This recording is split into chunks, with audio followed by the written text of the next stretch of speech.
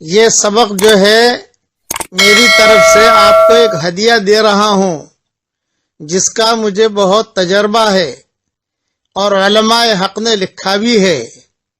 اس لیے امیجز بنانے والے صرف اتنا جملہ لکھ دیں کہ گھر میں خوشحالی لانے کا بہت ہی اہم نسخہ، بہت ہی اہم اور مجرب نسخہ. یہ جو ہدیہ دے رہا ہوں یہ کوئی حدیث میں نہیں ہے، اس لیے حدیث کہہ کر آگے نہ بڑھائیں، لیکن علماء حق کا بہت ہی مجرب تجربہ ہے. کئی علماء نے اپنے اپنی کتابوں میں لکھا ہے اور میں نے بھی اس کا بہت تجربہ کیا. جسے بتایا الحمدللہ اس کے گھر میں خوشحالی آ گئی. 11 مرتبہ، نمبر 1، 11 مرتبہ درود شریف پڑھ لیجئے. نمبر 2، 11 مرتبہ سورہ قدر پڑھ لیجئے، انا انزلناہ فی لیلۃ القدر. نمبر 3، 11 مرتبہ سورہ کافرون پڑھ لیجئے، قل یا ایھا الکافرون، پوری سورت. نمبر 4، 11 مرتبہ سورہ اخلاص پڑھ لیجئے. نمبر 5، 11 مرتبہ درود شریف پڑھ لیجئے اور پانی پر دم کر دیجئے. پھر علماء نے لکھا ہے وہ پانی اپنے گھر میں رکھیے، جب بھی آپ نئے کپڑے پہنے، نئے کپڑے سلائیں، تھوڑا تھوڑا پانی ان نئے کپڑوں کے اوپر چھڑکاؤ کر لیجئے. یا نیا مکان لیں تو اس پر تھوڑا تھوڑا چھڑکاؤ کر لیں، نئی دکان لیں اس پر تھوڑا تھوڑا چھڑکاؤ کر لیں، نئی کار لیں تھوڑا تھوڑا چھڑکاؤ کر لیں. تو علماء نے لکھا ہے کہ جب تک وہ کپڑا اس کے بدن پر رہے گا انشاءاللہ خوشحالی میں رہے گا. اور یہ علماء حق کا بتایا ہوا عمل ہے اور کئی لوگوں کو بتایا، بہت الحمدللہ خوشحالی میں مرد اور عورتیں آ گئی. یہ ہدیہ ہے، لیکن اسے حدیث کہہ کر آگے نہیں بڑھانا.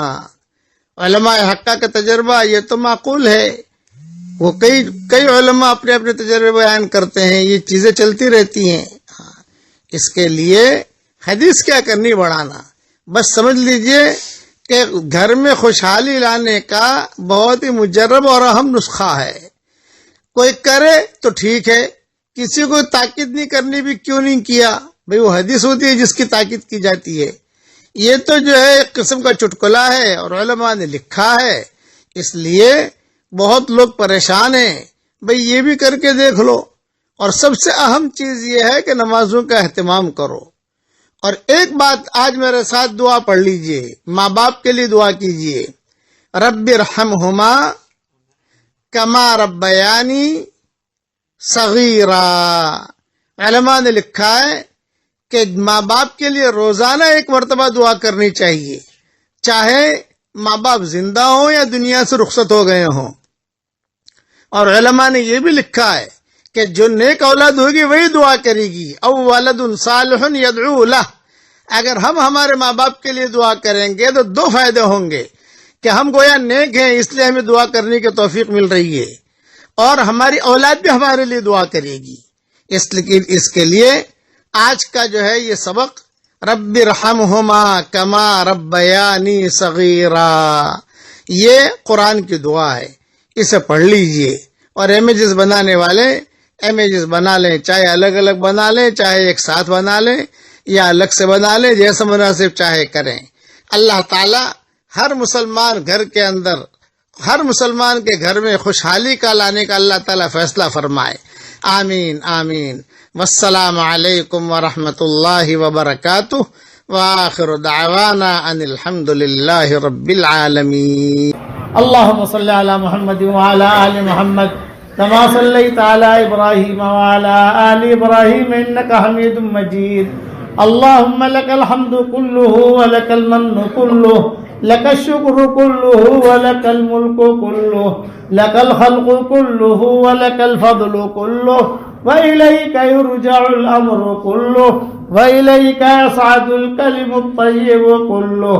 اللهم لك الحمد بالإسلام، لك الحمد بالإيمان، لك الحمد بالقرآن، لك الحمد حتى ترضى لك الحمد إذا رضيت لك الحمد بعد الرضا اللهم آت نفوسنا تقواها وزكها أنت خير من زكاها أنت وليها ومولاها اللهم لا تردنا خائبين بل ردنا إلى ديننا ردا جميلا اللهم مغفرتك أوسع من ذنوبنا ورحمتك أرجى عندنا من أعمالنا اللهم اجعل القرآن العظيم ربيع قلوبنا ونور صدورنا وجلاء أحزاننا وذهاب همومنا وغمومنا وسائقنا وقائدنا إليك وإلى رضوانك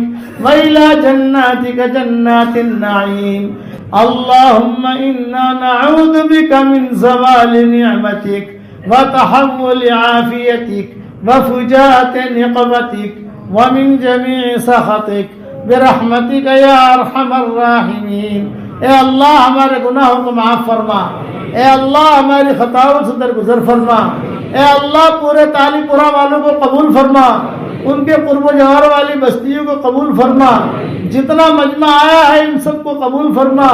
اے اللہ میری تشکیل پر جو روزانہ 100 مرتبہ سورہ اخلاص پڑھنے کی عادت ڈالے، اے اللہ اس کی ساری دعاؤں کو قبول فرما، اس کی ساری پریشانیوں کو دور فرما، اور جس نے 5 لاکھ مرتبہ پڑھنے کا ارادہ کیا ہو اے اللہ اس کو پورا کرنے کی توفیق عطا فرما۔ اے اللہ جس کرم سے آپ نے ہمیں یہاں جمع کیا ہے، تیرے اسی کرم سے جنت الفردوس میں تیرے نبی کے پڑوس میں ہماری قیامت تک کے آنے والی نسلوں کے ساتھ تو ہم سب کو جمع فرما دے۔ اے اللہ اگر آپ نے ہمارا نام سعید اور نیک بختوں میں لکھا ہو تو ہمارا نام انہیں میں لکھے رکھیو، اور اگر آپ نے ہمارا نام شقی اور بدبختوں میں لکھا ہو تو ہمارا نام ان کی فہرست سے مٹا دینا، اور نیک لوگوں کی فہرست میں ہمارا نام لکھ لینا۔ لکھنا بھی آپ کا کام ہے، مٹانا بھی آپ کا کام ہے، لوح و قلم بھی آپ کے پاس ہے۔ اے اللہ وہ چیزیں جس کا لینے کا ہم ارادہ کرتے ہیں مگر آپ ہمیں دینا نہیں چاہتے، اے اللہ اس کی محبت ہمارے دلوں سے نکال دے، اس کا خیال نکال دے، اس گلی میں آنے جانے کو ختم فرما دے، اور وہ چیزیں جس کا لینے کا ہم ارادہ نہیں کرتے مگر آپ ہمیں دینا چاہتے ہیں اس کی محبت ہمارے دلوں میں ڈال دے، اور اس گلی میں آنا جانا عافیت سے ہمارے لیے آسان فرما دے۔ اے اللہ ہم سب کی جھولیوں کو ہدایت سے بھر دے، ہم سب کی جھولیوں کو امن و امان سے بھر دے۔ اے اللہ جو مجھے اپنی دعاؤں میں یاد رکھے میری ساری دعاؤں میں اس کا پورا پورا حصہ عطا فرما، اور اپنے فضل و کرم سے ہماری دعاؤں کو قبول فرما۔ سبحان ربک رب العزت عما یصفون وسلام علی المرسلین والحمد للہ رب العالمین۔ تو میں کبھی کبھار اس سے چھیڑتا ہوں اس کو، بھئی کیا قانون ہوتے ہیں تمہارے یہاں؟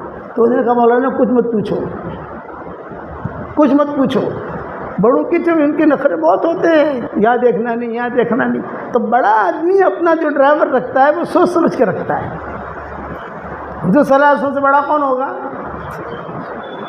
تو حضور نے اپنا ڈرائیور بنایا بلال کو کہ سرخ اونٹنی کی لگام تیرے ہاتھ میں ہوگی اور تو میرے آگے آگے چلے گا۔ یہ شاباشی کہاں، جسے مناقب کہتے ہیں، یہ شاباشی کہاں سے ملی؟ دی وہاں دنیا کے اندر چہرے میں اور دیکھا جاتا ہے، ظاہر دیکھا جاتا ہے، اللہ کے یہاں باطن دیکھا جاتا ہے۔ پہلے باطن دیکھا جاتا ہے کہ اس کے دل میں اخلاص ہے کہ نہیں۔ سب صحابہ کو، اکثر صحابہ کو حضور صلی اللہ علیہ وسلم نے مناقب بیان کیے صحابہ کہ اللہ تجھے یہ دے گا، اللہ تجھے یہ دے گا، اللہ تجھے یہ دے گا۔ حضرت عبداللہ بن مسعود رضی اللہ تعالیٰ عنہ یہ بہت دبلے پتلے تھے، ان کی ٹانگیں جو ہیں بہت دبلی پتلی، حضرت عبداللہ بن مسعود رضی اللہ تعالیٰ عنہ کی۔ تو ایک مرتبہ حضور صلی اللہ علیہ وسلم نے فرمایا بے حشر کے میدان میں تم کو بھی تولا جائے گا، بے اعمال تو تولے جائیں گے لیکن جو عمل والا ہے اسے بھی تولا جائے گا، جس کے بدن سے عمل نکلے۔ تو صحابہ مسکرائے، بے کیوں مسکراتے ہو؟ یہ فرمایا عبداللہ بن مسعود کا تو وزن ہوگا ہی نہیں، عبداللہ بن مسعود کا تو وزن ہوگا ہی نہیں۔ بے کیوں نہیں ہوگا؟ دبلا پتلا ہے، اس کی پنڈلیاں دیکھو، پنڈلیاں کتنی دبلی پتلی ہے۔ تو آپ نے فرمایا لا لا یہ بات نہیں ہے، بلکہ عبداللہ بن مسعود کو جب تولا جائے گا تو اس کی پنڈلیوں کا وزن احد پہاڑ سے بھی زیادہ ہوگا۔ یہ بتایا کہ اس کی پنڈلیوں کا وزن احد پہاڑ سے بھی زیادہ ہوگا۔ کیا مر دیا ہے؟ عبداللہ بن مسعود بہت مالدار تھے، وہ تو فقیر آدمی تھے۔ عبداللہ بن مسعود رضی اللہ تعالیٰ عنہ کے بعد مال نہیں تھا۔ ہمارا فقہ حنفی جو چلا ہے اس میں زیادہ تر ہمارے احناف نے عبداللہ بن مسعود کی حدیث لی ہیں۔ غریب صحابہ میں ان کا شمار ہوتا ہے، حضرت عبداللہ بن مسعود کا غریب صحابہ میں، فقراء اس میں یہ شمار میں آتے ہیں عبداللہ بن مسعود۔ عبد الرحمن بن عوف یہ مالدار صحابہ میں شمار ہوتا ہے ان کا۔ حضرت عثمان غنی یہ مالدار صحابہ میں شمار ہوتا ہے۔ معاذ بن جبل یہ بھی بہت بڑے مالدار تھے، بعد میں فقیر ہوئے، ان کا قصہ ہوا، لیکن بہت رئیس آدمی تھے وہ معاذ بن جبل پہ۔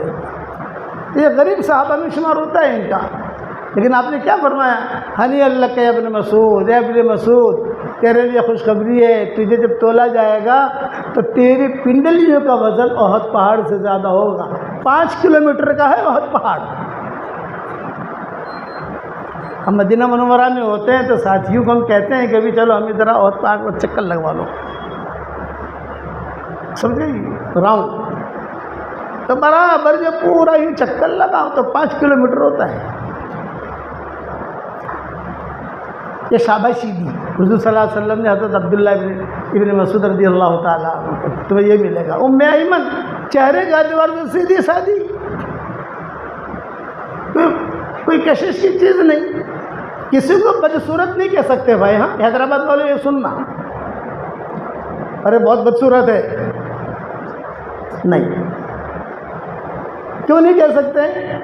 اس لیے کہ قرآن میں هو الذی خلقکم وصورکم فاحسن صورکم، اس نے تم کو پیدا کیا ہے، تمہاری صورتیں بنائی اور تمہاری صورتیں اچھے بنائی۔ جسے اللہ اچھا کہے ہم بدصورت کیوں کہیں بھائی؟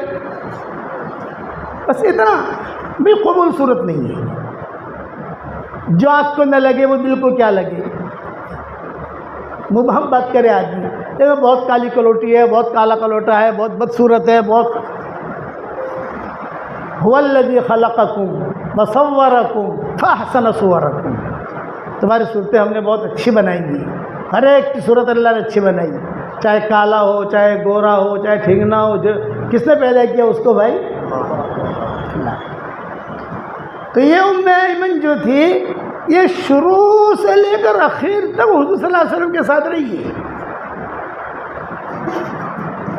شروع سے لے کر، آپ کی پیدائش سے لے کر، پیدائش کے وقت بھی تھی، بعد میں سفر میں بھی رہی، آخر تک حضور صلی اللہ علیہ وسلم کے انتقال تک لمبی عمر پائی ہے اس ام ایمن نے سب۔ اور جو ہے حضور صلی اللہ علیہ وسلم کبھی کبھی کہتے تھے مجھے ماں کا پیار ملتا ہے اس سے، شروع سے لے کر آخر تک، یہاں تک کہ حضرت عمر کے زمانے تک، حضرت عمر کے دور میں بھی زندہ تھی، جب وہ شہید ہوئے حضرت عمر یہ زندہ تھی ام ایمن۔ اس کے بعد پھر ان کا انتقال ہوا، تو ان کے قصے حدیث میں بہت آتے ہیں ام ایمن کے۔ ایک ام ہانی ہے، یہ تو حضور صلی اللہ علیہ وسلم کی چچازاد بہن تھی، حضرت علی کی بہن، اور حضور کی چچازاد بہن، جہاں حضور صلی اللہ علیہ وسلم مکہ میں قیام کرتے تھے، کہ مجھے ام ہانی کے گھر میں ٹھہرانا، آپ فرماتے تھے کہ مجھے ام ہانی کے گھر میں میرا پڑاؤ ڈالنا، تو کمرہ وغیرہ ٹھیک کر دیتی تھی۔ اور ایک ام ایمن ہے آخر تک، یہاں تک کیا پیدا ہوئے تو وہ ساتھ تھی، یہاں تک کہ حضور صلی اللہ علیہ وسلم جب تھوڑے سے بڑے ہوئے تو بھی یہ ساتھ تھی۔ حضور صلی اللہ علیہ وسلم کے بچپن میں جب آپ 4 سے 5 سال کی عمر میں مدینہ منورہ کا سفر ہوا تو یہ ساتھ تھی، صرف طائف کے سفر میں یہ ساتھ نہیں تھی۔ آپ کا جو طائف کا سفر ہوا تو اس وقت میں یہ ساتھ نہیں تھی ام ایمن، لیکن اب عبد المطلب جو ہے اور ابو طالب اس پر بہت اعتماد کرتے تھے، ام ایمن پر بہت اعتماد۔ اسی لیے عبد المطلب نے کہا تھا کہ بھی جب تک میں زندہ ہوں تو تم جو ہے محمد کو سنبھالتی رہو، یہاں تک کہ آپ صلی اللہ علیہ وسلم کا جب سفر ہوا، قصہ لمبا ہے، طائف گئے، طائف جا کر سب قصے ہوئے، بچپن میں حضور صلی اللہ علیہ وسلم کے ساتھ، آپ کی عمر 3 سال کی تھی یا 4 سال کی تھی، حضرت حلیمہ جو ہے یہ حضور صلی اللہ علیہ وسلم کو لے کر گئی، بچپن کے اندر ایک تو لے کر گئی، لیکن برکتیں دیکھی، ارے برکت بہت برکتی بچہ ہے یار، برکتی بچہ ہے۔ واپس آئی سال سوا سال کے بعد، تو کہا آمنہ سے، اب حضور کی والدہ سے، بھئی یہ بچہ جو ہے بڑا برکتی ہے، پھر سے ہمیں دے دو، کچھ خدمت کریں ہم وہاں۔ تو ان کی والدہ نے کہا کہ بھئی بہت اچھا ہے، لے جاؤ، مکہ مکرمہ میں تو ڈائریا کی بیماری پھیلی ہوئی ہے، بچے مر رہے ہیں، مجھے بھی ٹینشن ہوا کہ بھئی یہ محمد کو لے کے آئی ہے، میں کیسے رکھوں گی یہاں، تو لے جاؤ واپس۔ تو حضور پھر لے گئی حضرت حلیمہ۔ اب جب بڑے ہوئے حضور صلی اللہ علیہ وسلم، 2.5 سال 3 سال، تو آپ صلی اللہ علیہ وسلم دوڑتے تھے وہاں۔ 2.5 سال 3 سال کا لڑکا تو تھوڑا سا دوڑتا ہے، بھاگتا ہے، بیٹا یہ لے آؤ، لے آتا ہے، کام کرتا ہے تھوڑا بہت جو ہے۔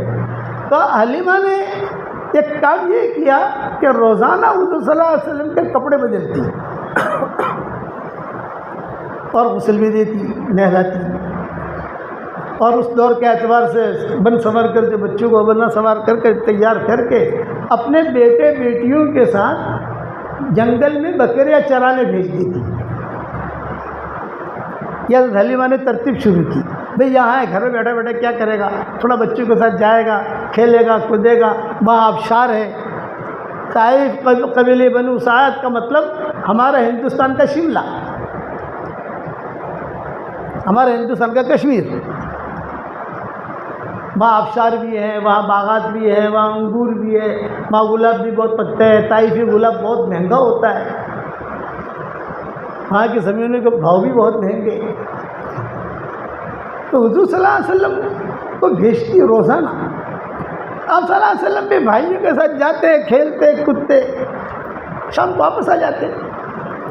ایک دن ایسا ہوا کہ سارے کے سارے بھائی کھیل رہے تھے،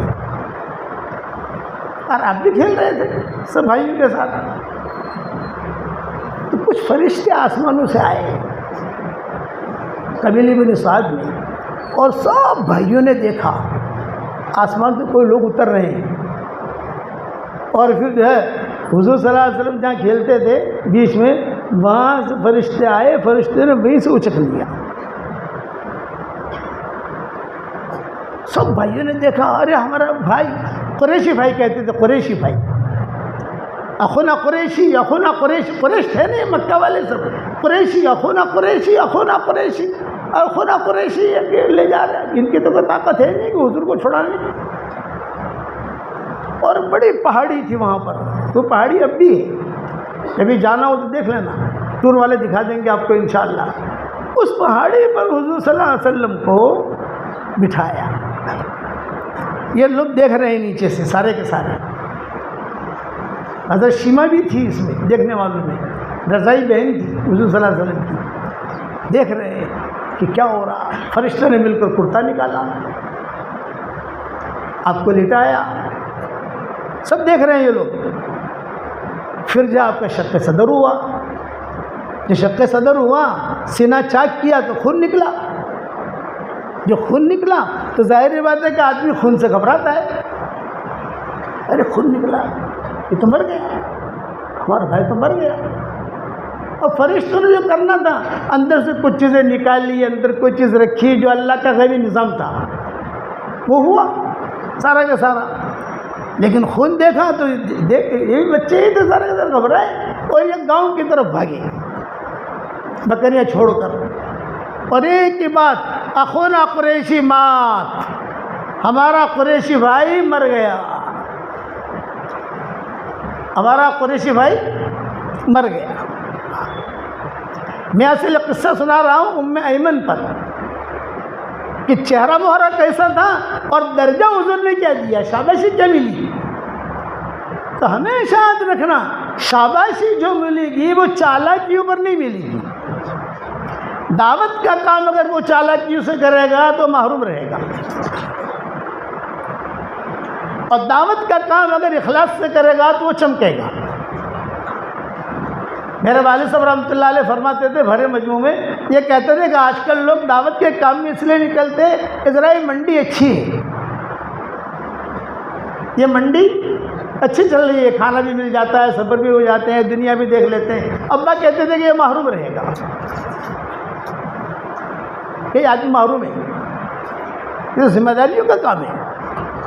نبیوں کی ذمہ داری دی جاتی تھی جو آپ کو اللہ نے مجھے اور آپ کو دی ہے. اس لیے ہمارے دعوت کے کام میں کوئی چالاکی نہیں چلتی. جو اخلاص کے ساتھ چلتا رہے گا، کوئی اسے پہچانے نہ پہچانے، لیکن اللہ اس کو پہچانے گا اور اللہ اس کو اپنے لیے قبول چھانٹ لے گا. هو اجتباکم وَأَنَا اخْتَرْتُكَ فَاسْتَمِعْ لِمَا يُوحَىٰ. موسیٰ علیہ السلام کو کہا میں نے تجھے پسند کر لیا ہے، بس ختم ہو گئی بات، میں نے تجھے چھانٹ لیا ہے. وَاجْتَبَاكُمْ اللہ نے تم کو چھانٹا ہے. کن کو؟ ہم کو. اب اس میں اگر آدمی چالاکیاں کرے تو محروم رہے گا. ہاں دنیا تو مل جائے گی، کرسی مل جائے گی، بیان بھی اچھا کر لو گے آپ، سب کچھ ہوگا. سب سے پہلے جہنم میں کون جائے گا؟ ایک سوال ہے کہ سب سے پہلے جہنم میں کون جائے گا؟ یہود نصارہ؟ نہیں. مشرکین؟ نہیں. مجوسی؟ نہیں. تو کون جائے گا؟ وہ دین کے کام کرنے والے سب سے پہلے جہنم میں ڈالے جائیں گے جن کی نیتوں میں کھوٹ تھا. صحیح حدیث ہیں. یسعر کا مطلب ہے جہنم بھڑکائیں گے. ہم ایسے لوگوں کو ڈال کر جہنم بھڑکائیں گے، ڈالیں گے جا کے جہنم بھڑکے، خود بھی ڈوبے اور قوم کو بھی ڈبویا.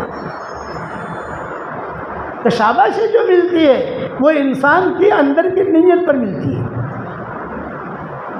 وَمَنْ أَرَادَ الْآخِرَةَ وَسَعَى لَهَا سَعْيَهَا وَهُوَ مُؤْمِنٌ فَأُولَٰئِكَ كَانَ سَعْيُهُمْ مَشْكُورًا. جو آخرت کا ارادہ کرے اور اس کی صحیح کوشش کرے اور ایمان کی حالت میں کرے، یقین کے ساتھ کرے، اللہ کہتے ہیں کہ اس کی کوشش ہمارے یہاں قابل قبول ہے. آپ کا کوئی خواہ پوچھے نہ پوچھے، آپ کو کوئی ہدیہ دے نہ دے، آپ کو کوئی کرسی دے نہ دے، کوئی آپ کو آگے بلا